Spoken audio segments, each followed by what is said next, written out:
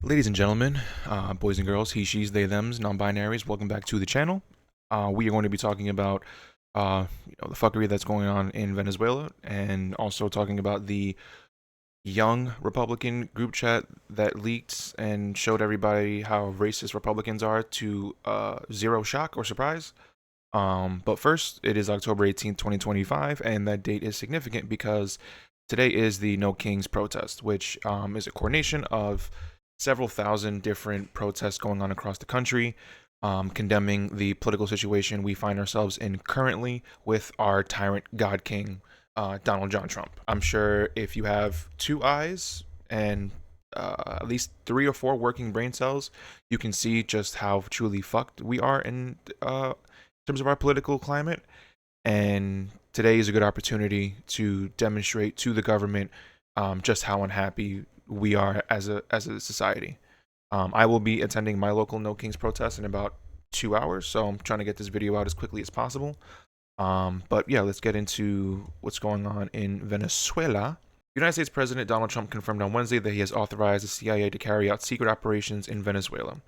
The New York Times first disclosed this directive, quoting U.S. officials who privately said the administration's strategy is focused on removing President Nicolas Maduro from power. Trump has also said his administration was mulling a land attack on Venezuela, a land invasion, amid sharply escalating tensions after multiple U.S. strikes on Venezuelan boats in the Caribbean Sea in recent weeks and a troop buildup in those waters ordered by the U.S. president. Maduro appeared on national television Wednesday night urging restraint and cautioning against any further escalation. No to regime change that reminds us of the failed wars in Afghanistan, Iraq, Libya. No to coup d'etats carried out by the CIA. Latin America does not want them, does not need them, and rejects them, said the Venezuelan president in response to Trump's announcement. On Thursday, which was the next day, the U.S. announced yet another strike on a boat in the Caribbean. So what might Trump be planning next? Are his moves legal? How has Venezuela responded? And what does history tell us about covert CIA operations in Latin America might look like? And before we get into that nitty gritty, this kind of gives me a perfect segue into a book recommendation or a little bit of homework I have for you guys. I currently am reading The Devil's Chessboard by David Talbot, and it is kind of autobiographical. Not autobiographical because it's not. David didn't write about himself. It's a little bit of a biography of Alan Dulles, who founded the CIA, and kind of his role in, you know, all the best way to put it is all the fuck shit we were doing in Latin America, and not even just in Latin America, any basically our entire foreign policy. Um, and this article will gonna kind of go into the CIA's history with meddling in Latin America. So for those that are aware of that history already, Trump's actions in Venezuela come as no shock or surprise. The only shock or surprise is the fact that it is happening. But this is not something that is new to American foreign policy. This is just another play in the playbook. Why did you authorize the CIA to go into Venezuela? A journalist asked the U.S. president at a White House news conference. I authorized for 2 reasons, really. Number one, Venezuela, have emptied their prisons into the United States of America, which is factually untrue. But we know homie doesn't give two shits about facts.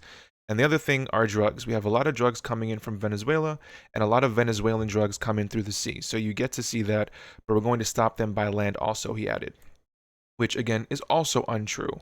Most of the drugs that come into this country come in through ports of entry, and they come in through Americans bringing them back from the foreign countries in which they Americans smuggling them over the border. When asked if the CIA had authority to take out Maduro, Trump demurred, refusing to rule out regime change, though not committing to it either. Oh, I don't want to answer a question like that. That's a ridiculous question for me to be given. Not really a ridiculous question, but it would be a ridiculous question for me to answer. But I think Venezuela is feeling the heat. What operations has the U.S. already carried out? The U.S. has now carried out 6 strikes on boats in Venezuelan waters, alleging that the vessels were involved in drug trafficking. These operations reportedly have resulted in the deaths of at least 27 people. Previous operations include September 2nd, a strike killed 11 people. September 15th, a strike killed 3 people. The September 19th, a third strike killed another 3 people. October 3rd, a fourth strike killed 4 people. October 14th, another strike killed 6 people. And October 16th, U.S. officials confirmed a 6th strike in which some survivors were reported. The vessel was described as engaged in narco trafficking. This most recent strike is the first one I believe is reported where there were survivors following the attack, and they are currently in United States custody. Now, before we get into whether or not this is legal or is this constitutionally appropriate, because I don't really think that's like necessary to the conversation, because we know Trump doesn't give two shits about the Constitution or laws or any of that shit. What I find to be very confusing, for me at least, is we are bombing these drug boats, but where is the evidence that these are drug boats? Where are the drugs? Maybe I've been spoiled by, cop TV, but I know when they get a nice juicy drug bust, they're very proud to be, taking pictures and putting that out and having a press conference and showing all the shit that they captured. It seems like just arbitrarily striking boats without concrete evidence just kind of seems like you are bombing innocent people. That's all it really looks like. You're just bombing innocent people because you have no proof that there's guilt happening other than your word. And we're supposed to trust Trump at his word. Trump and his administration have so far not provided any public evidence that the bombed boats were transporting narcotics destined for the U.S. I saw comments, in social media, people talking about, or Trump himself has said, these people had world-class speedboats, and I don't know what kind of poor fishermen have, world-class speedboats. How do you know the world-class speed? How do you know the make and the model of the speedboat in which they got, but you don't know where are the drugs that were on said boat? The United States cannot unilaterally just start, or the president cannot authorize action against another country without congressional approval. And Trump has now done this article 6 times, but now we know there was a 7th attack. Experts have previously told Al Jazeera that U.S. strikes on Venezuelan boats possibly broke international law and went against the U.S. Constitution. Declared operations on Venezuelan land, whether by the CIA or U.S. military, would go beyond maritime strikes in testing the legal authority of the president. You can't just unilaterally start invading countries left and right.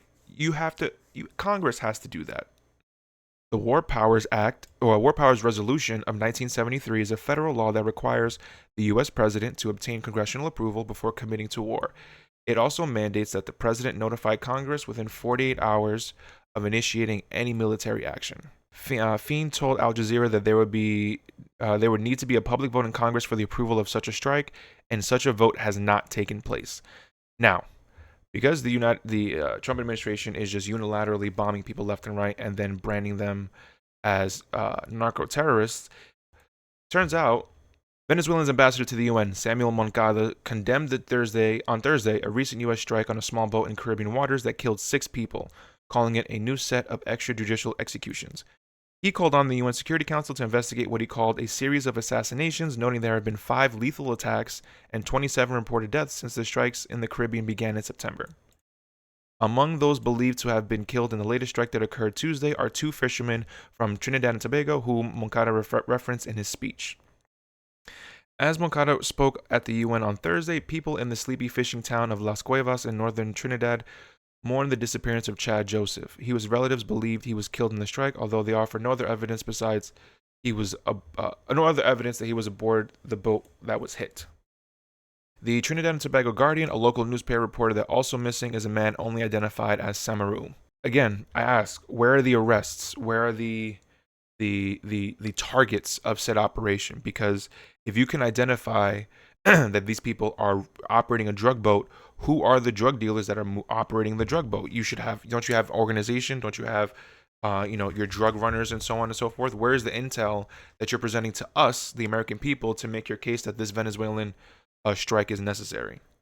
And I think even more, what should be condemned as well is what the fucking Prime Minister of Trinidad and Tobago had to say about fucking the strikes. Trinidad and Tobago's Prime Minister Kamla Persad Bissessar praised a U.S. strike on a boat suspected of carrying drugs in the southern Caribbean and said that all traffickers should be killed violently. And then, with conjunction with I'll show it again, the Devil's Chessboard book that I feel like you guys should check out.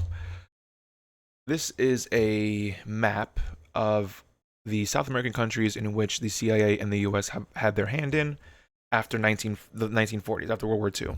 And as you can very clearly see by the difference in coloring, we've almost been involved in almost every single country in South America, toppling governments, installing puppet leaders who were more favorable towards American business interests and American foreign affairs interests. We supported so many dictators over and over and over again who, in the end, ended up just, betraying the U.S. for their own interests, and then we go and take them out and do run the process all over again.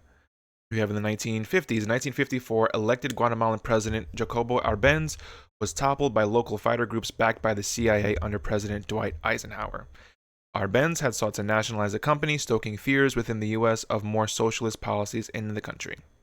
In 1960s, in 1959, Cuban communist leader Fidel Castro came to power after overthrowing dictator Fulgencio Batista. I wonder who was also in support of Batista, but we'll look to after that. Under Eisenhower, the CIA devised a plan to train Cuban exiles to invade the country and overthrow Castro. Democratic President John F. Kennedy, who won the 1960 election, was briefed about the plan during his inauguration. Castro found out about the training camps through Cuban intelligence. In 1961, Kennedy signed off on the Bay of Pigs invasion, which was one of the biggest failures in Allen Dulles' career as the head of the CIA, and is actually one of the first things they talk about in the book, which brings me great joy that that failure really stings in his small, cold, black heart. In the 1960s, 1961, Joao Goulart came into office as president with a mandate to pursue social and economic reforms. He maintained good relations with socialist countries such as Cuba and nationalized a subsidiary of the U.S.-owned International Telephone Telegraph. In response, the CIA funded pro-U.S. politicians and supported anti-communist groups. This undermined Goulart's leadership, culminating in a military coup in 1964, which established a U.S.-friendly dictator. 1960s, Ecuador. Ecuador had long been a basket case of political instability with 27 presidents between 1925 and 1947. That, however, changed in the 50s when the country witnessed a rare period of stability.